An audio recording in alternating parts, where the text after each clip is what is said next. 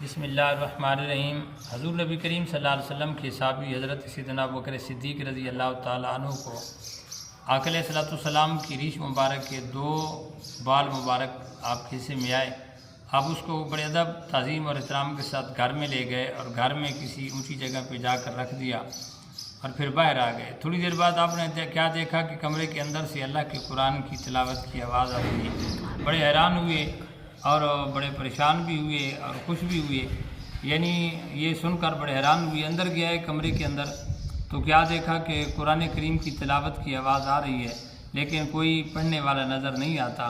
بارگاہ رسالت مآب صلی اللہ علیہ وسلم کے اندر حاضر ہو کے سارا ماجرا بیان کیا تو میرے کریم آقا علیہ السلام نے ارشاد فرمایا کہ ان الملائکۃ یجتمعون علی شعری ویقرؤون القرآن۔ اے ابوبکر صدیق، میرے منہ مبارک پہ اللہ تعالیٰ کے تمام فرشتے جمع ہو کر وہ اللہ تعالیٰ کے قرآن کی تلاوت فرما رہے تھے۔